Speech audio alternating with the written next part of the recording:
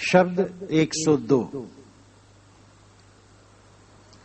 हो दारी के ले द्यो तुहि गारी, तय समझ सुपंथ विचारी।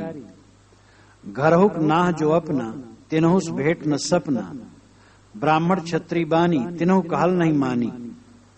योगी जंगम जेते, आप गए हैं तेते। काहे कबीर एक योगी हो तो भरम भरम्भव भोगी। ये 5 पंक्तियों का पद बहुत महत्वपूर्ण है। साहब की तो सारी वाणियां महत्वपूर्ण हैं। गागर में सागर, हीरे मोती की तरह कभी पुरानी होने वाली ये वाणियां नहीं है। हो दारी के, दारी एक गाली है। बुंदेलखंड में कहा जाता है कि स्त्रियां दूसरी स्त्री गाली देती दारी कहकर। दारी का अर्थ है कुलटा नारी। जो आचरणहीन नारी, उसका नाम है दारी। जैसे कोई कहे तू हरामजादा है, तो एक गाली हुई। तो कुलटा स्त्री का बच्चा है, तो एक गाली हुई। साहब कहते मैं तुम्हें गाली दे रहा हूं। लगता है कि लोगों को समझाते समझाते और लोग नहीं आचरण में आते होंगे और लोग आए होंगे मिलने, तो साहब ने कहा आओ बैठो, मैं तुम्हें गाली देने जा रहा हूं। ये विनोद में हंस करके, गुदगुदा करके, डांट करके, कड़वा मीठा घोल दे करके उपदेश देने की एक तरीका है। और जब लोग बात नहीं मानते हैं, जैसे कि कोई अपने बच्चे को खिलाता है तो कहता मुन्ना, बच्चा, बप्पा, दादा, बदमाश, बेईमान, सो जा। तो बाबा, दादा, मुन्ना, बच्चा भी कहता है, बेईमान, बदमाश भी कहता है। तो ये प्यार की गाली, कोई ऐसी गाली नहीं। प्यार की गाली और जगह भी लोग दिए। मधुसूदन सरस्वती थे, आज से कोई 600-700 वर्ष पूर्व की घटना, बंगाल के थे और वह अच्छे पंडित थे, व्याकरण के बहुत बड़े पंडित थे। काशी उनका कार्य क्षेत्र था। पंडितों को शास्त्रार्थ में हराते रहते थे। तो एक सन्यासी दिगंबर महात्मा, जो प्राय नग्न रहते थे, लंगोटी पर पहनते थे, सन्यासी थे, उन्होंने कहा पंडित जी, आप इतने विद्वान होकर के क्यों पंडितों को पीड़ा देते हैं? आप शास्त्रार्थ में उनको हरा करके तकलीफ देते हैं। भगवान का भजन कीजिए, साधन कीजिए, सदुपयोग कीजिए जीवन का। तो उनको ग्लानि हुई और उन्होंने शास्त्रार्थ करना छोड़ दिया। शास्त्रार्थ तो क्या है? एक लड़ाई है, एक लंठपन है शास्त्रार्थ। गांव के अनपढ़ और गंवार लोगों का लाठी चलाना और पढ़े लिखे लोगों का शास्त्रार्थ करना, दोनों लंठपन है। शास्त्रार्थ में कोई निर्णय थोड़े होता है। शास्त्रार्थ का मतलब होता है उसी शास्त्र के उसी शब्द का अर्थ अपने अपने मत के अनुसार करके लड़ना। वहां सुनना, समझना और समझाना नहीं। जैसे भूत प्रकृत मोक्षम च ये विदुर्यांते परम, एक गीता के 13वें अध्याय का अंतिम श्लोक है। भूत प्रकृत मोक्षम च, अद्वैत वेदांती इसका अर्थ करते हैं जब ज्ञान हो जाता है तब भूत प्रकृत का मोक्ष हो जाता है। क्योंकि जब ज्ञान हो गया तो यह हो गया एक ही ब्रह्म है और तो दूसरा है नहीं, भूत प्रकृत है ही नहीं, द्वैत है ही नहीं। तो जहां ब्रह्म ज्ञान हुआ तो भूत प्रकृत का मोक्ष हो जाता। भूत प्रकृत रहती ही नहीं है ही नहीं, भ्रम था संसार की है, संसार तो है ही नहीं, एक ब्रह्म है बस। तो भूत प्रकृत मोक्षम च, भूत प्रकृत का मोक्ष हो जाता है। द्वैतवादी अर्थ करता है भूत प्रकृत मोक्षम च, जीव का भूत प्रकृत से मोक्ष हो जाता, छुटकारा हो जाता। अर्थ यही सच है। लेकिन अब दोनों अपना अपना अर्थ करते और लड़ते हैं। समझना समझाना नहीं। शास्त्रार्थ महादुख का कारण है अहंकार से भरा हुआ है। इसीलिए संतों ने शास्त्रार्थ को रद्द करके सत्संग का प्रचलन किया। अपनी कहे मेरी सुने, सुन मिलिए के होए। ये साहब ने सत्संग का रूप बताया। अपनी कहे मेरी सुने, सुन मिलिए के होए। हमरे देखत जग जात है, ऐसा मिला न कोई। अपनी बात कहे मेरी बात सुने और सुन करके मिल करके एक हो जाए। ये सत्संग का अर्थ है। नम्रता हो, बात कही जाए, सुनी जाए, समझी जाए, जो सच हो मान ली जाए। लेकिन शास्त्रार्थ में नहीं होता है। तो शास्त्रार्थ उन्होंने छोड़ दिया और साधना में उतर आए, अच्छे संत हुए। लेकिन धीरे धीरे उनको एक कृष्ण प्रेमी मिल गए, तो वे कृष्ण उपासना में उतर आए। और कृष्ण उपासना में उतर आए तो इतने उतर आए, भाव विभोर हो गए। फिर कृष्ण के समान वो कुछ नहीं समझते थे। उन्होंने एक जगह लिखा है कि हजारों ब्रह्म की ज्योति कृष्ण के चरण नख से भी कम है। यानी कृष्ण के व्यक्तित्व ही को महाब्रह्म उन्होंने मान लिया। और एक बार तो उन्होंने ऐसा कह डाला, अद्वैत वीथि पथिकैर उपास्या स्वराज सिंहासन लब्ध दीक्षा सठेन केनापि वयम हठेन दासी कृता गोप बधु विटेन। अद्वैत वीथि पथिकैर उपास्या, अद्वैत पथ के पथिक साधक मेरी उपासना करते हैं। जो अद्वैत ब्रह्म ज्ञान के उपासक साधक हैं वे मेरी उपासना करते हैं।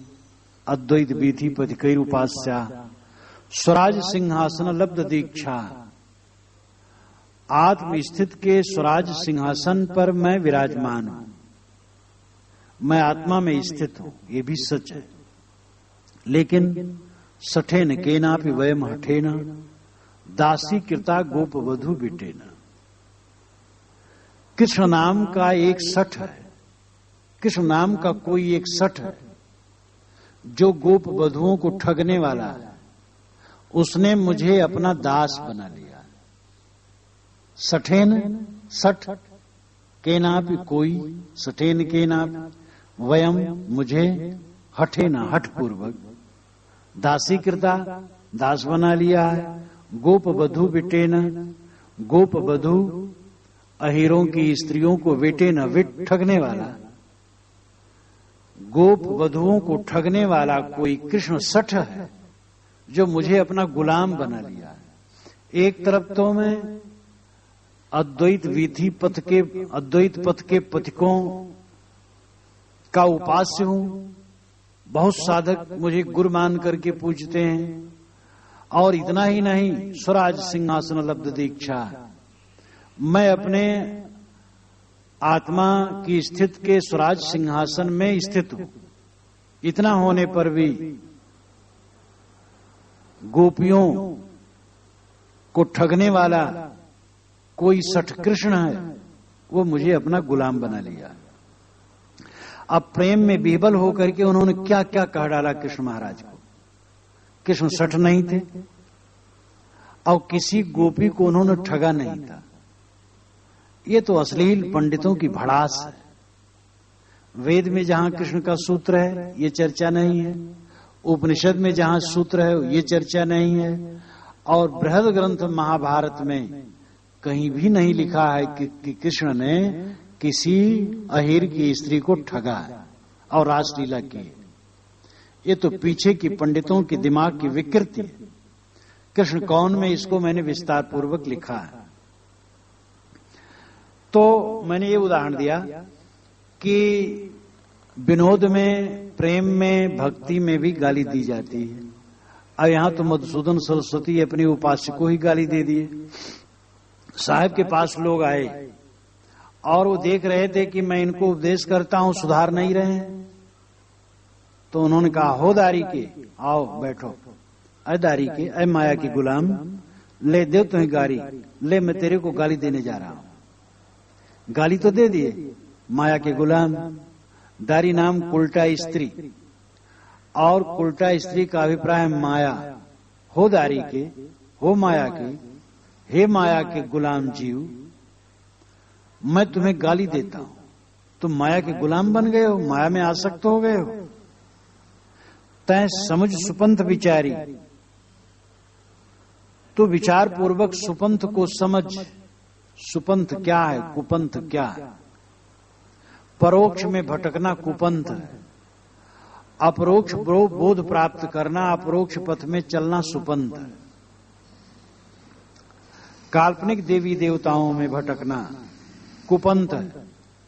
प्राणी मात्र को देवी देवता मान करके सबके साथ सुंदर व्यवहार करना सुपंथ है। परोक्ष में ईश्वर खोजना कुपंथ है, अपरोक्ष आत्मा ही परमात्मा है यह समझना सुपंथ है। अनेक टोना टुटका, जादू मंत्र जैसी चीजों से पाप का क्षय मानना, जैसे कि ये नाम जप लो पाप क्षय हो जाए, गंगम नहाओ पाप क्षय हो जाए, मंदिर के दर्शन कर लो पाप क्षय हो जाए, ये सब कुपंथ है, भटक जाना है। लेकिन मन और इंद्रिय का संयम करके निरंतर अपने आप में जागरूक होकर के सदाचार का पालन करना सुपंथ है। साहब कहते हैं कि तुम सुपंथ को समझो और विचार पूर्वक समझो, विचार करो और माया का मोह त्याग करो। घर हुक नाह जो अपना, तिनहुस भेंट न सपना। नाह कहते हैं मालिक को, पति को, स्वामी को। घर का यहां अभिप्राय है हृदय। जो हृदय घर का स्वामी है वह जीव है, आत्मा है, और वही अपना स्वामी है। तिनहुस भेंट न सपना, उससे तुम सपने में भेंट नहीं करते हो। कोई आदमी हो अपने घर के मालिक से सपने में भी भेंट न करे तो घर की व्यवस्था कैसे रहेगी? घर वालों को चाहिए कि शाम को इकट्ठा बैठ करके आपस में बातचीत करें। कोई मठ हो और मठ पर जितने साधक हों वे अपने गुरु से, अपने अनुशासता से कभी न मिले और मनमानी इधर उधर रहे, उनका कल्याण कैसे होगा? तो घर हुक नाह जो अपना, ये हृदय घर में जो नाह स्वामी आत्मा है, उससे स्वप्न में भेंट नहीं करते हो, कभी भेंट नहीं करते हो, यानी आत्म उन्मुख नहीं होते हो, बहिर्मुख रहते हो। ये ध्यान समाधि आत्म उन्मुख होने के लिए है, अपने स्वामी से मुलाकात करने के लिए ध्यान है। आप ही देव आप है पाती, आप ही कुल आप ही है जाति। ये जीव अपने आप का स्वामी है और अपने आप का सब कुछ है। ध्यान में अपने स्वामी से मिलने के लिए एक प्रक्रिया अपनाई जाती है। बाहर हम बाहर मिलते हैं विषयों से, प्रपंच से। इंद्रियों द्वारा हम बहिर्मुख रहते हैं। इंद्रियों को बंद करके, मन को समेट करके जब अंतर्मुख हुआ जाता है तब हम अपने स्वामी से मिलते हैं। ये सब कहने का तरीका है। बात यह है कि जब मन रुक गया तो अपने आप रह गया, अपने आप में विश्राम है, अपने आप में पूर्णता है। वो अपने आप का स्वयं स्वामी है, अपने आप का स्वयं सम्राट है। याज्ञवल्क्य ने बृहदारण्यक में जनक को समझाते हुए कहा कि जिसकी इच्छाएं निवृत्त हो गईं और आत्मा ही ब्रह्म है, ऐसा जान करके जो सदैव आत्मा में रमता है, ऐसा ज्ञानी, ऐसा ब्राह्मण सम्राट हो जाता है, स्वयं में सम्राट हो जाता है। उन्होंने ब्राह्मण उसी को कहा है जो आत्मा में लीन हो। आत्मलीन व्यक्ति ही ब्राह्मण है और उस सम्राट अपने आप का सम्राट है। घर हुक ना जो अपना, तिनहुस भेंट न सपना। ये कितना दुर्भाग्य है। ये पंक्ति कितनी मार्मिक है। एक पंक्ति काफी है, पूरे बीजक में से एक पंक्ति काफी है। जो घर का मालिक है, स्वप्न में उससे मुलाकात नहीं। जो तुम्हारा अपना आपा है, कभी उससे भेंट नहीं करते हो, बहिर्मुख बने रहते हो। और ये बाहर का कुछ तुम्हारे हाथ लगने वाला नहीं। जहां आग ढपी तहां सब गया। अपनी आत्मा को तुम अपने भूलवश खोए रहते हो और बाहर की चीज पकड़े रहते हो, बाहर की चीज अपने आप छूट जाएगी। दोनों दिन से गए पानी। तो इसलिए प्रयत्न करो, अपने से मिलो, स्वयं से मिलो और अंतर्मुख हो। ब्राह्मण क्षत्रिय बानी तीनों काल नहीं मानी। साहब कहते ब्राह्मण और क्षत्रिय और बानी बनिया तीनों काल नहीं मानी, ये भी कहा नहीं मानते। ये ऐतिहासिक झलके इसमें है। ब्राह्मण क्षत्रिय बनिया ये क्रमशः सुविधा भोगी। शास्त्र ऐसा बना था, रिजर्वेशन था। आज रिजर्वेशन हो रहा है तो सवर्ण लोग घबरा रहे हैं और प्राय लोग कहते साहब तो बड़ा गड़बड़ हो रहा है, रिजर्वेशन हो रहा है। जब इनका रिजर्वेशन था तो ये बहुत खुश थे, अब दूसरे का रिजर्वेशन हो रहा है तो ये परेशान हो रहे हैं। पहले ब्राह्मणों का रिजर्वेशन था हर जगह, बस इन्हीं का वर्चस्व। यहां तक कि ब्राह्मण यज्ञ करता हो और धन घट जाए और शूद्र धनी है तो उसके घर में से जाके ले आओ। शूद्र बोल नहीं सकता, बोले तो उसको जुर्माना होगा, दंडित होगा, क्योंकि दुनिया का सारा धन ब्राह्मण का है। इतना रिजर्वेशन था ब्राह्मणों का। प्रथम नंबर में ब्राह्मण का रिजर्वेशन, तब क्षत्रिय का रिजर्वेशन, तब वैश्य का रिजर्वेशन, शूद्र का रिजर्वेशन नहीं।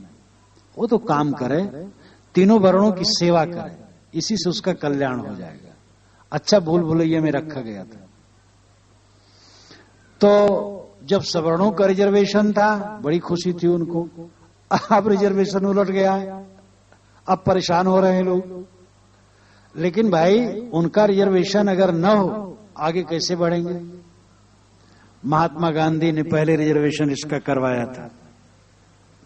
जवाहर अथवा कांग्रेस ने, जो सत्ता वर्तमान में आई थी,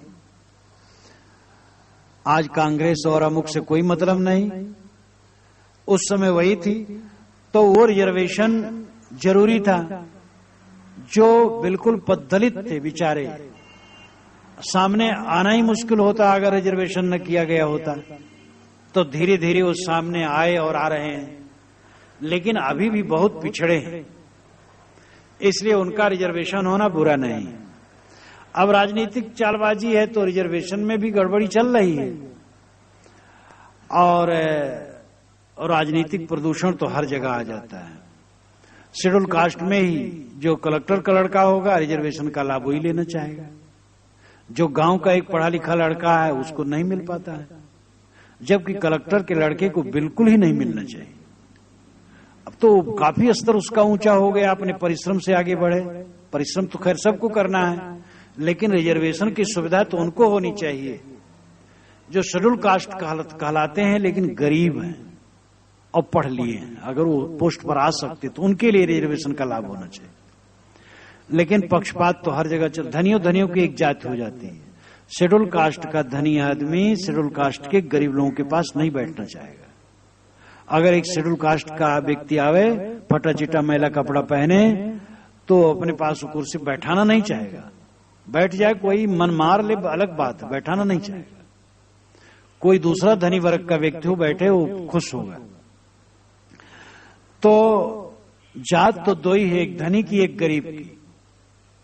एक ब्राह्मण ही और ऊंचे पोस्ट पर है और गरीब ब्राह्मण वहां आवे तो नहीं चाहेगा कि वो बैठे। दूसरे कास्ट का निम्न जिसको कहा जाता है उसका हो, धनी हो और अच्छे पोजीशन से हो, उसको बैठाना चाहेगा। तो दो जाति, एक धनी की एक गरीब की, और सब जातियां झूठी है। और ये हर जगह मत्स्य न्याय हो जाता है। जैसे बड़ी मछलियां छोटी मछलियों को खाती हैं, एक जाति वाले दूसरे एक जाति वाले ही परस्पर खाते रहते हैं। ब्राह्मण के घर में चोरी करते हैं, शूद्र के घर में चोरी करते हैं, शेड्यूल कास्ट वाले शेड्यूल कास्ट की हत्या करते हैं। तो ये तो स्वार्थ और आपाधापी हर समय। लेकिन जो वर्ण व्यवस्था का कुचक्र था, वर्ण व्यवस्था कभी निश्चित है काम का बंटवारा था, छुआछूत नहीं थी, शादी में भी प्रतिरोध नहीं था, एकदम तरलता थी। काम का केवल बंटवारा था, लेकिन वो जकड़ता गया और जकड़ते जगड़ते रिजर्वेशन हो गया।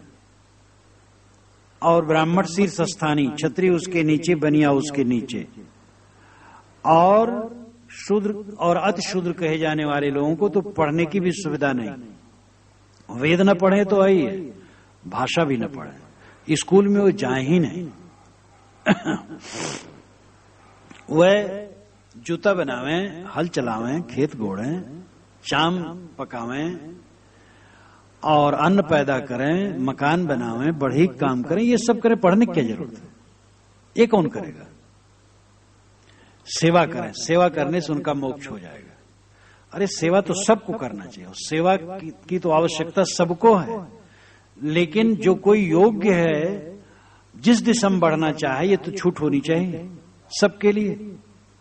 तथा कथित ब्राह्मण का ही लड़का है, पढ़ा लिखा नहीं है, समझदार नहीं है, हल चलाता है, हल चलावे। जिसको शेड्यूल कास्ट कहते हैं उसी का लड़का है, पढ़ा लिखा है, योग्य है, पढ़ सकता है, बुद्धिमान है, पढ़ने की तो सुविधा दी जाए। और जज बन सकता है तो जज बनने की सुविधा दी जाए, गुरु बनने की योग्यता गुरु बनने की सुविधा दी जाए। लेकिन वो सन्यासी भी नहीं हो सकते। तो ये रिजर्वेशन था। अब सुविधा जो भोगता है, सुविधा जब हटती है तो कष्ट होता है। कबीर साहब काशी में ही रह करके आग लगा रहे थे।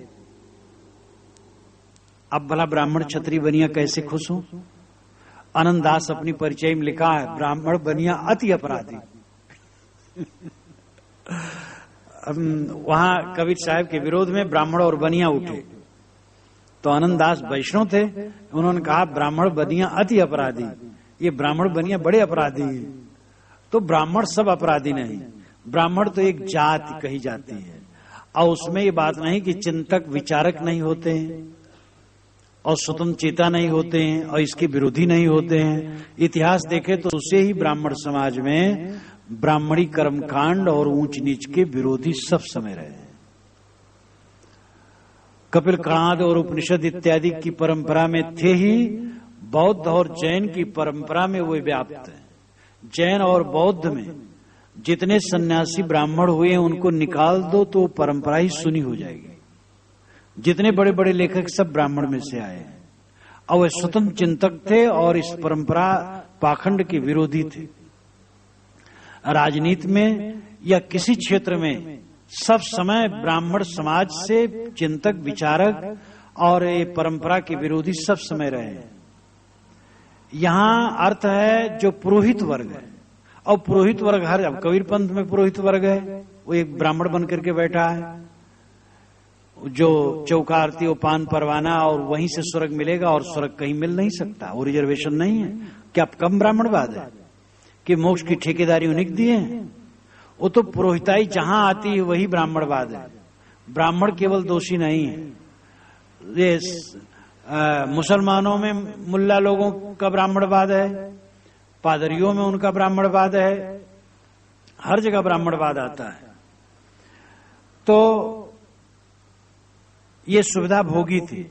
और कबीर साहब कह रहे थे कि जो तू ब्राह्मण ब्राह्मणिक जाए और राह दे कहन आया, जो तू तुर्क तुर्कनिक जाए पेटे ही कहन सुनत कराया।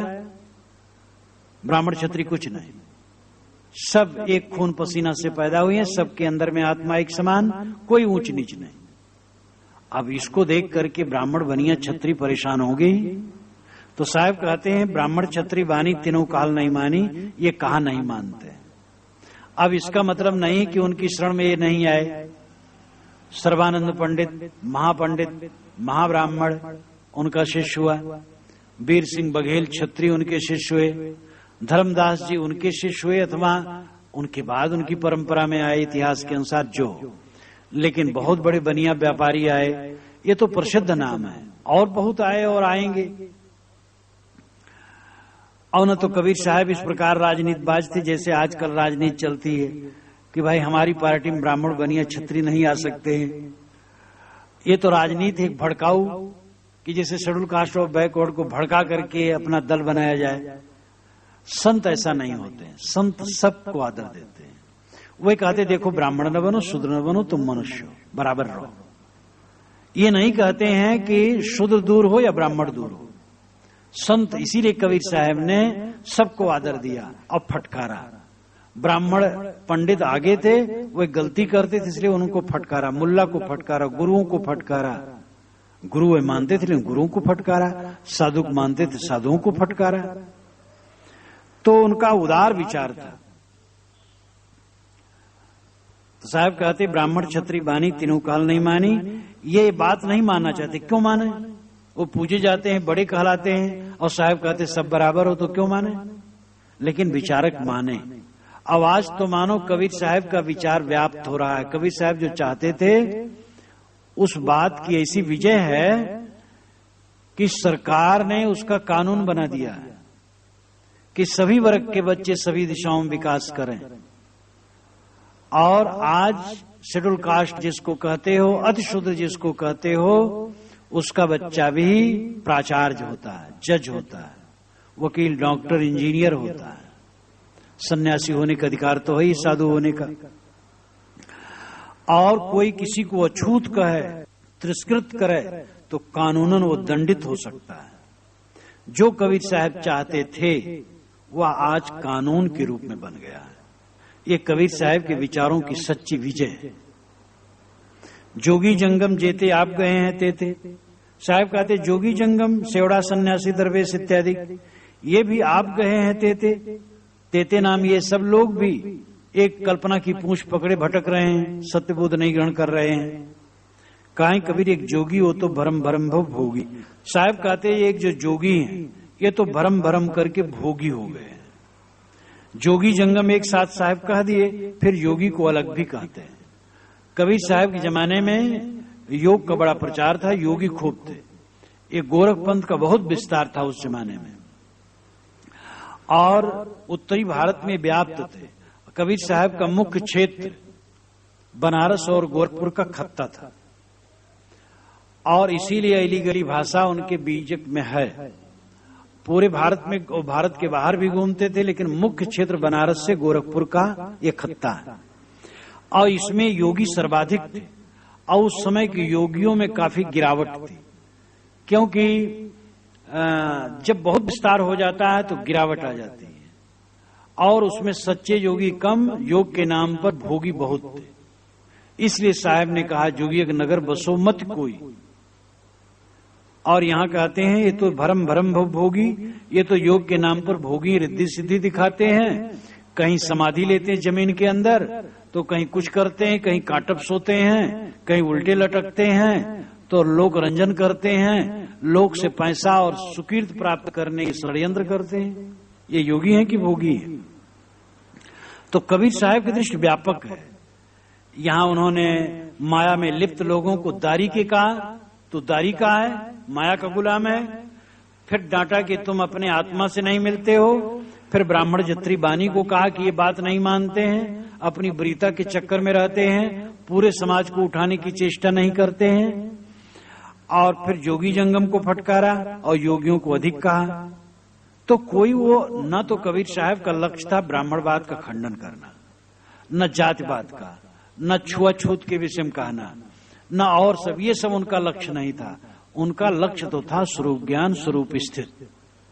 लेकिन अब समाज में रहना था, देखे ये सब प्रपंच, तो उन्होंने कहा झाड़ा बुहारा, क्योंकि बिना झाड़े बुहारे बैठा कैसे जाए, वो ज्ञान की स्थिति कैसे होगी जब व्यवहार ही खराब है, जब आदमी आदमी को अछूत मान रहा है, छोटा बड़ा मान रहा है, भेद प्रभेद मान रहा है, समता ही नहीं आ रही, तो ज्ञान कहां पनपेगा?